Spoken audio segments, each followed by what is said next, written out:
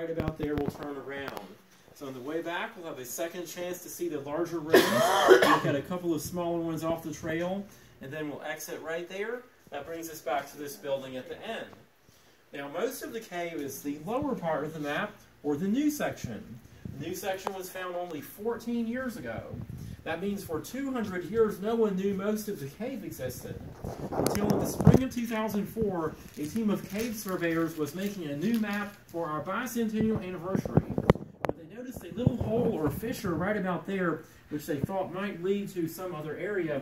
So they came back to the hole later, moved some loose rocks, crawled through, went on and found 2.8 miles of cave, including one of the biggest known cave rooms in the eastern United States. That's about the length of 3 football fields, around 900 feet long and 100 feet high. Now, this room may never be on tours, partly because the only way to access it is to go through a series of tight squeeze belly crawl passages. So we can only see where it connects to the main trail inside today. But on the other hand, you can see a little bit of it by watching a documentary video after the tour. This was filmed about 12 years ago and shows the cavers going through there. So there are a few rules to keep in mind since we are a National Natural Landmark. That means inside there's no eating, drinking, or smoking allowed. Any food or drinks you have, you're welcome to leave them out here. They can be picked up after the tour. And we'll be back out here in the same building at the end. Well, it is fine to take pictures inside the cave as we go through. Even flash is allowed. We do ask that at all points, even if you're taking a picture, please stay on the gravel pathways and with the group. We need to keep everyone together for safety's sake, visible in one room, and also because I must turn off lights behind us as we go through section by section. And one more thing I must mention, we ask you not to touch the walls and formations in the cave. That's due to the natural oils from our hands. Just like when we touch glass, it leaves a print that is going to stay behind on formations and can prohibit or stop the growth of some that are still active. We call this a living cave. It's still forming. Does anyone have a question before we go inside? All right, very good. Please follow me. Last one in, close the door behind you.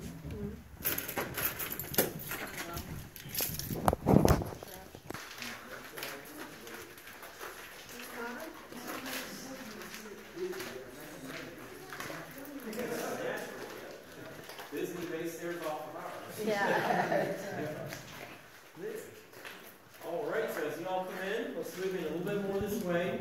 And I'd like to ask, how many of you have ever been here before to Grand Caverns? Any returning visitors?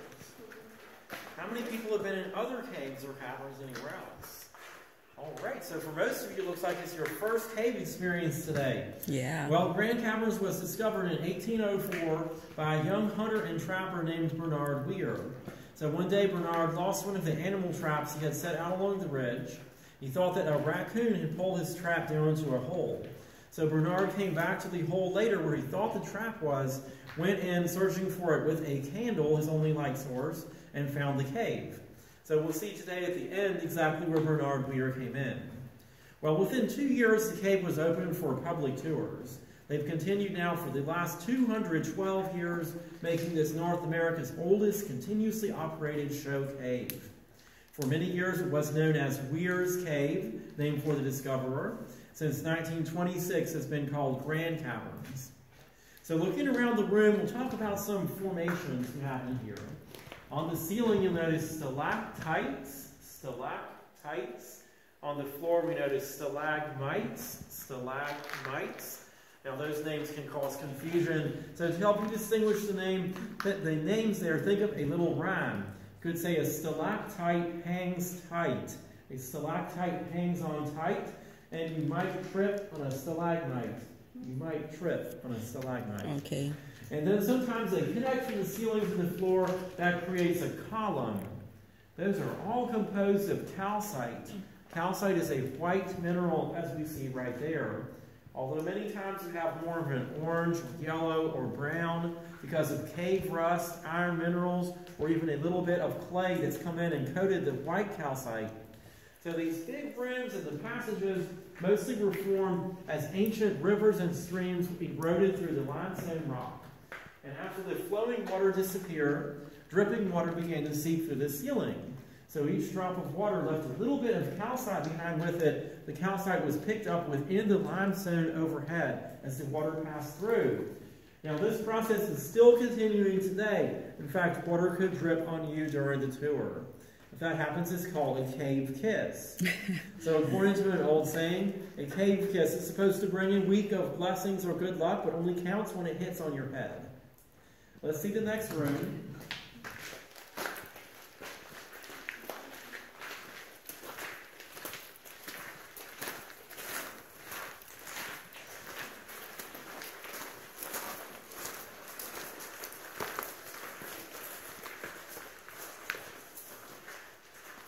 So as y'all come in, if we can move up a little bit towards the stairs, we'll get a better view from that side there.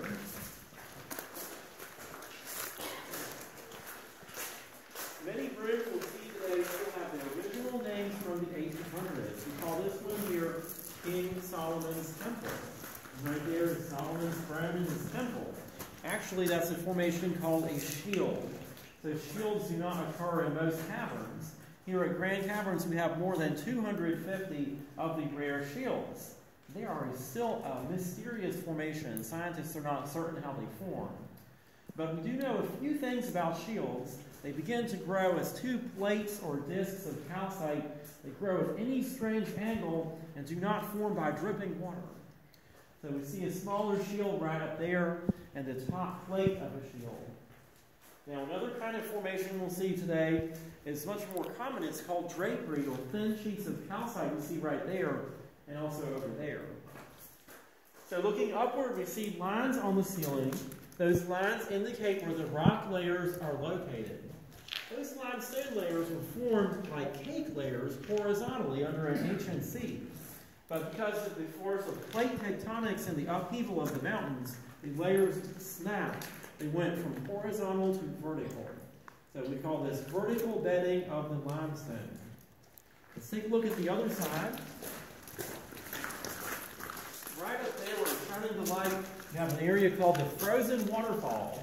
Well, of course, it's a little bit too warm for ice in here. This is actually flowstone. Flowstone occurs as water trickles through cracks in the limestone wall, runs over it, flows over it, and leaves many thin layers of calcite. And that silver and gold coloration you see in some areas, it's a little bit of bacteria and the water droplets on the wall. So that occurs closer to the surface.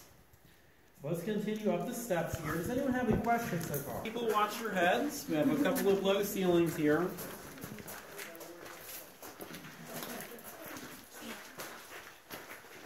let's step over to your right a little bit. Let's go over here to get a good view of some formations above there. That's beautiful.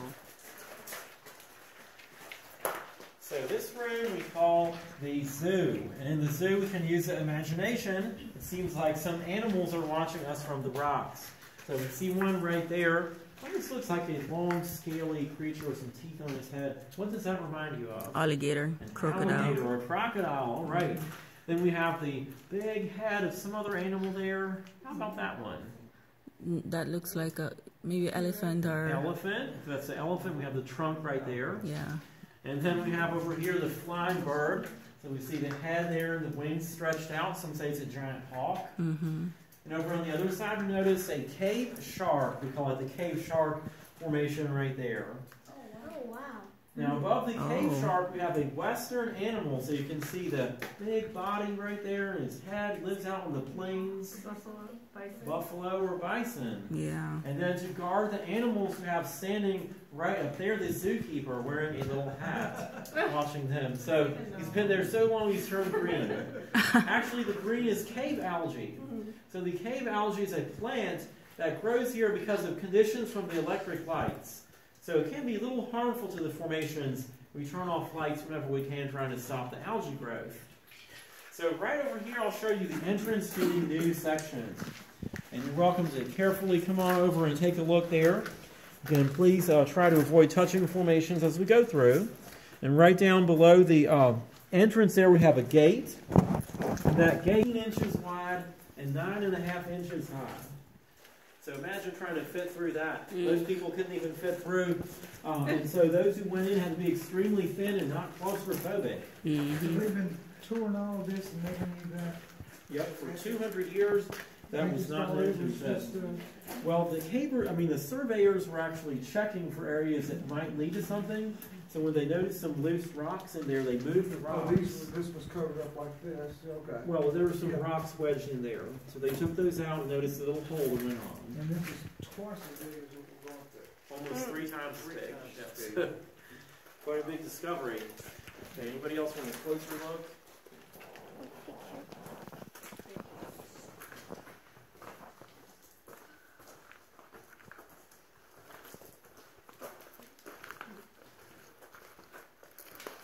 This room here is called the Persian Palace, and that's mostly because of the formations there, the drapery formations. So in the 1800s, people imagined they looked like Persian rugs. And up on the ceiling, we have a shield called the Liberty Bell. So we see the distinct bell shape there. And just below that is cave bacon. It's basically very thin striped drapery, with stripes from different minerals. So right over here, we see the shield with stalactites. That's had names such as the Chandelier, the Star Trek Enterprise, or the Upside Down Cheese Pizza. Let's take a look at our lower section here. Watch your step coming down.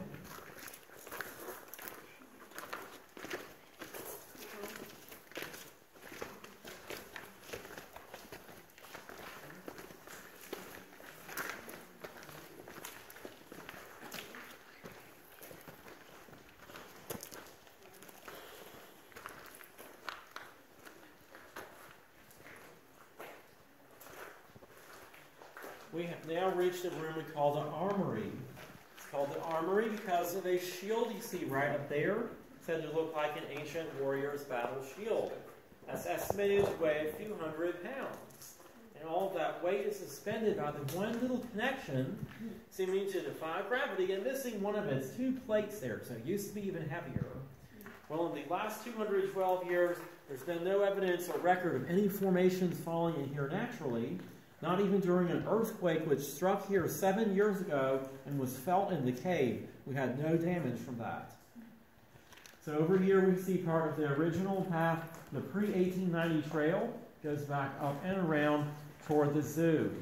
So on those tours, they had a totally different experience, more like what is now called spelunking, wild cave exploration, because they had trails like that to deal with. The floors were not level and landscaped as they are today. Their only light came from torches and candles, not to mention the heavy clothing worn by visitors at the time. So, of course, they had to sit down and rest once in a while, and over here is where they could do that. We have right here a set of bleachers carved out of the clay by the cave owner about 200 years ago. Well, it was also seating for events which took place in the room below. Some of those included weddings and church services, so that room is called the chapel. Well, in fact, in the last few years, we have had a couple of weddings here in the chapel. And over there, we see the original path again, continues on over some formations, up behind some shields, and eventually descends to the grand ballroom. We are going next to the ballroom, but we're going to stay on the safe trail over here, right this way. Welcome to the Grand Ballroom, appropriately named because there did used to be a dance or a ball in here. That began in the year 1839 and happened through many summers of the 19th century or the 1800s. Held once annually in August or September, the ball attracted up to 200 people from around the state of Virginia some years.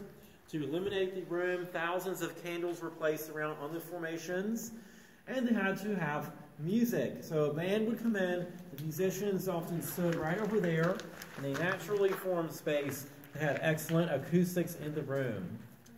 So this stalagmite right over here had a special purpose during the dance. A lady would come over to this and place her hand on it. When the gentleman saw the lady standing here, that was a signal she wanted a dancing partner. So because of this tradition, it was called the hitching post. Well, back in those days, only $1 admitted 3 people to the ball. Those included a lady, a gentleman, and 1 escort for the lady. That was considered a fairly expensive price at the time. Let's take a look over here.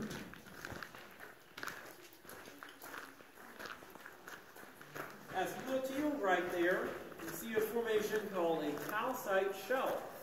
So during dances, the shelf was a convenient place where food and drinks were set, and it may have also served as a bench. Now, if you look across the room from the natural shelf there, we see the end of the original path that leads back through the chapel to the armory. A wooden ladder would have been set up right there. Well, in more recent times, say about 45 years ago, this pool of water was added to the room. So if you come over and stand next to the pool, right along the edge, next to the rocks, and look down into the water, you will see why the pool was added. The reflection you see in the water we call New York City. So if you see my flashlight in the water, you're noticing the city reflection is only going to be seen from the far side over there to the left.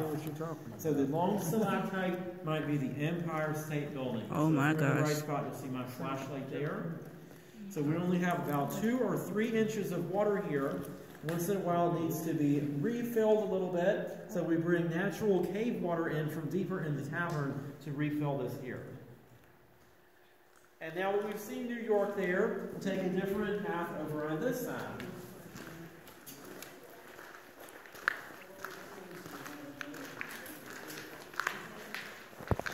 Early 1800s, they had to squeeze through a narrow crawling passage.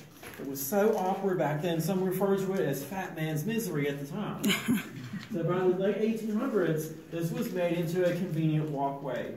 Workers with dynamite and pickaxes broke through the hard limestone and expanded this here. Well, again, taller people, watch your heads coming through.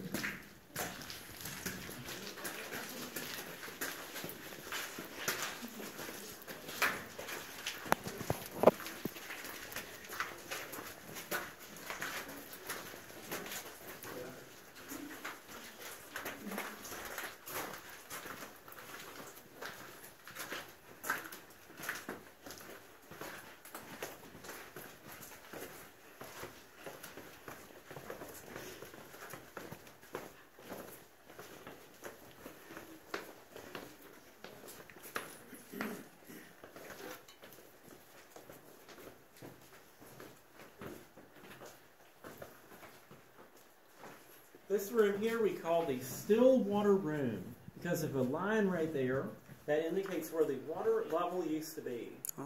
Stood there for a period of time, then dropped down to that next line, not standing as long there, and eventually disappeared somewhere below.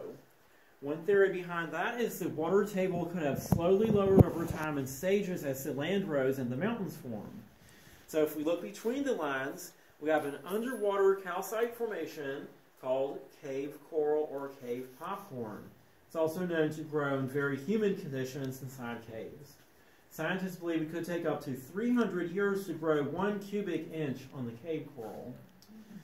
Well, the rusty old ladder here is just an artifact from the 1800s we have on display. This was carried by tour guides and their assistants before 1890. It weighs about 40 pounds, made of cast iron, and used to separate into 4 segments. So with the equipment they needed for the tours, the bad trails, lack of stairs, dim light, heavy clothing, and everything else, it took 4 to 8 hours to complete a tour back then. Let's continue on down. That's pretty.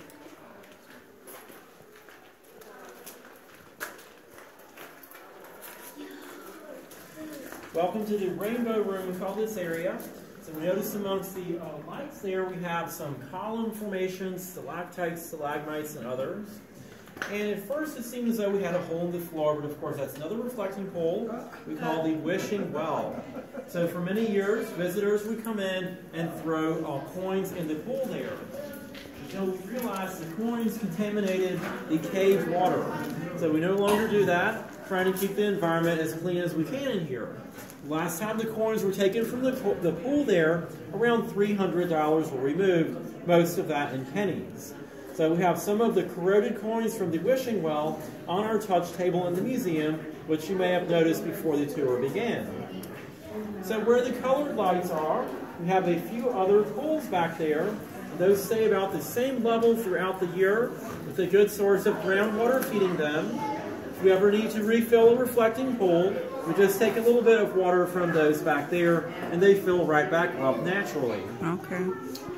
So once our other group heads on past here, we're going to continue toward our next room. Does anyone have a question so far before we move on? So if you'll come over towards me a little bit more, you'll be able to see part of the original path. Looking down from here, we see the 1800s trail there, packed clay floor, and yes, some steps are way over there. And those steps were carved from the natural clay about 200 years ago. They lead onto a large chamber that is no longer on tours. In fact, it was put off limits many, many years ago, and in the early 1800s, not even guides were allowed to go in. Well, it was being said that those who went into that chamber would get trapped in darkness when all their lights went out mysteriously. And some believe there was a ghost or an unnatural, unknown force back there that was blowing out the torches. So it was just a scary place to go. Now, eventually, skeptics came along. Two gentlemen who didn't believe the ghost stories went in there to investigate and try to solve the mystery of the haunted cave room. When they got in there, they descended another staircase and noticed a large chamber. Well, their torches did not go out, but they saw a lot of damage in the room. Big chunks of formations were lying on the floor, and there was a hole created by someone there.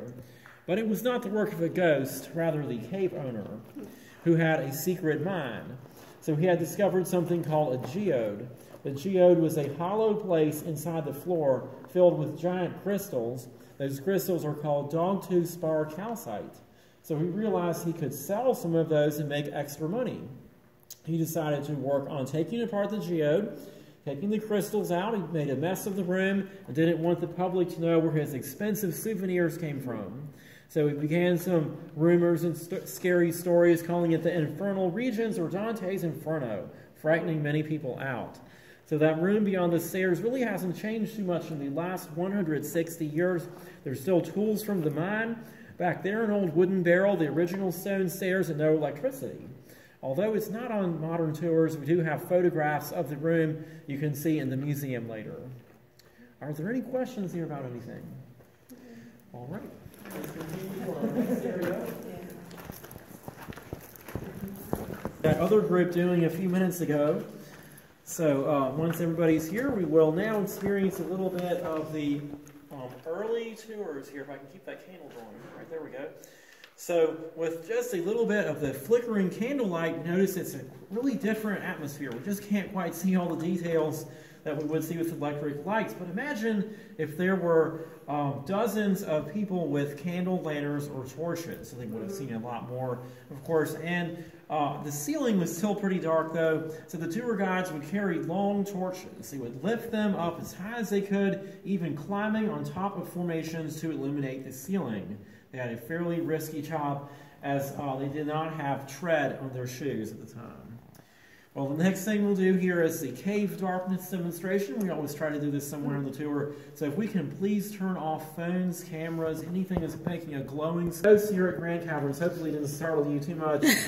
So imagine the first explorers over 200 years ago who had only the flickering light of torches. They perhaps were very superstitious and thought they saw a statue or a ghost-like figure emerging out of the shadows there.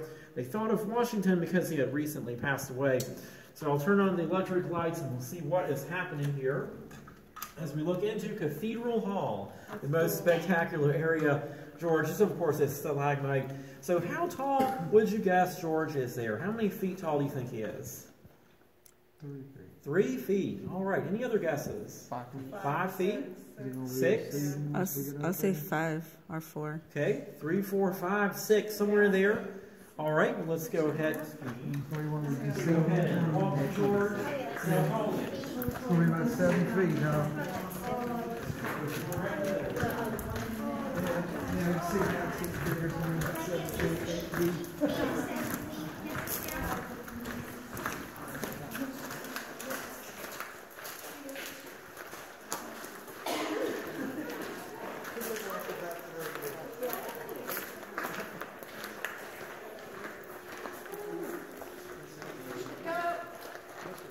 Oh my God.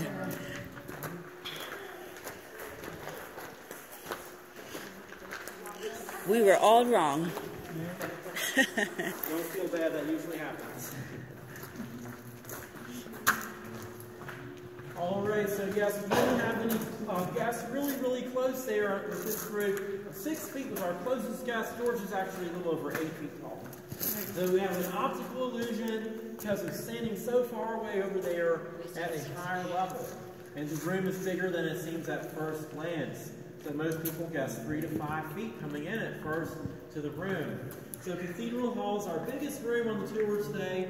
It's about 280 feet long, almost the length of 1 football field, and over 40 feet high in a few spots.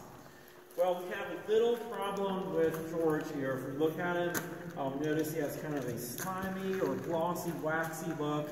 Does anyone know what's wrong with George? What happened to him? Well, he looks slimy because of people touching him. Thousands of people over the decades between 1806 and 1979 touched George unknowingly, leaving the oil from their skin, which accumulated, and much of it is still on there today. So dripping water cannot leave calcite on top of oil. It just is repelled. So George is practically an inactive formation. And at the very top, above where most people reach, you still has some white on the top there, so that shows it's active there. So on the ceiling, you notice patches. Possibly there were shields on the ceiling where the patches are. Okay. They would have fallen at least centuries before the cave was discovered. One of them survived, though. We see it right up there. We call it the chocolate chip cookie shield. Suspended by the left connection. Perhaps the others look just like that. We have another group approaching, so if we can step over to this side of the hall here and let them pass.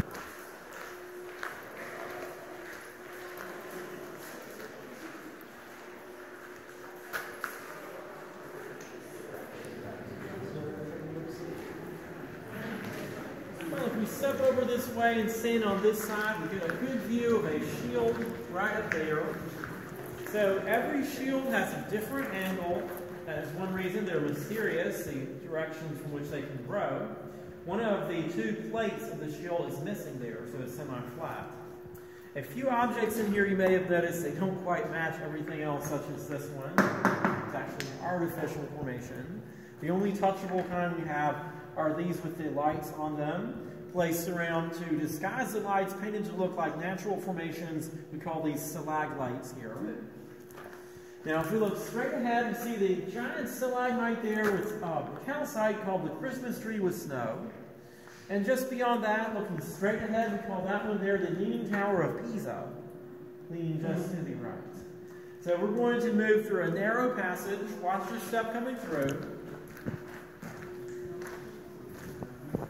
Down and we stand just below the steps here.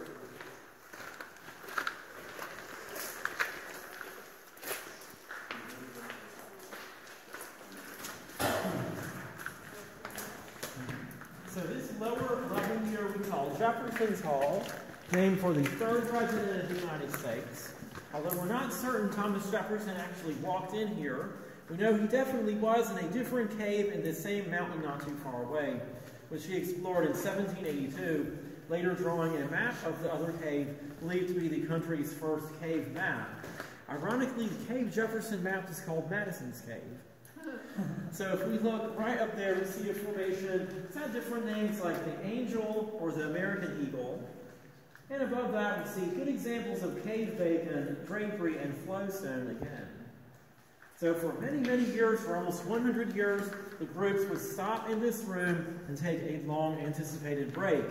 Because they had been on the pathway for 2 or 3 hours at least, they were tired and muddy. They could sit down and rest on these natural formations here, probably have some lunch carried in for them, and even drink some cave water over there. So we'll take a look.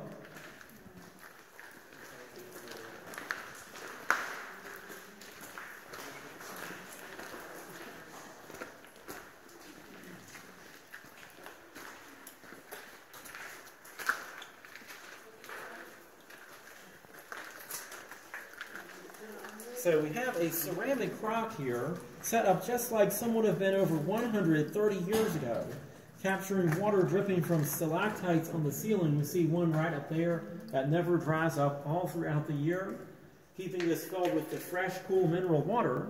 You're more than welcome to touch the cave water and see if it's cold or not. We just don't recommend tasting that, partly because a lot of hands have just been in there really recently, but coming down, it's pretty pure and clean, well filtered, much like spring water. And we see up here on the shelf part of an original from the 1800s. The other half of this is in a case in the museum. You can get a good look at that after the tour also. It was in the same place for so many years collecting water that cave popcorn began to grow inside it. So right over here we have Headache Rock. Watch out for this as we go forward here.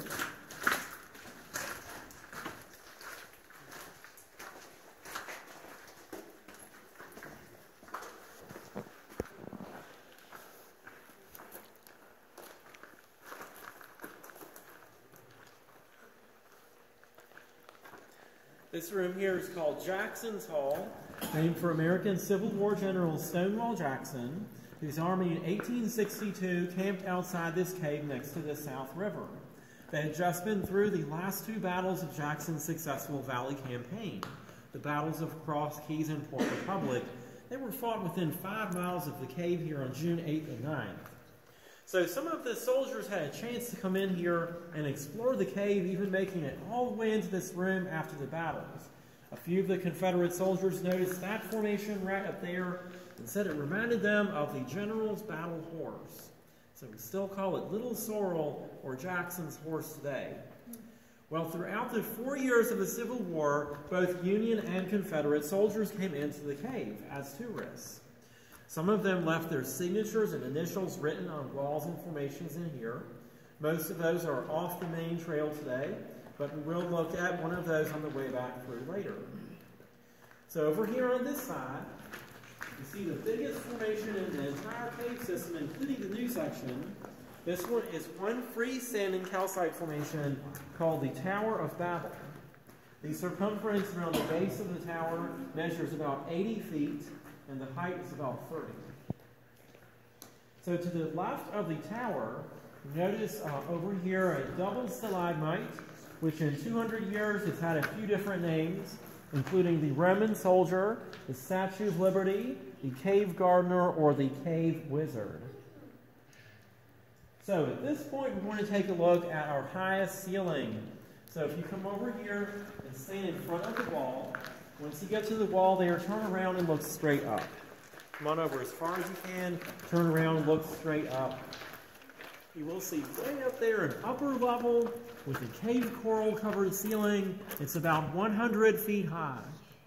And from that ceiling, through all the rocks, the top of the hill is about another 100 feet. This is our deepest place on the tour today. But surprisingly, from the entrance where we started the tour to this room, we've only descended around 35 feet. So we're basically moving straight into the hill as it gets higher over us. We're inside the mountain here. So we'll go next for the shield room. Is there another path up there?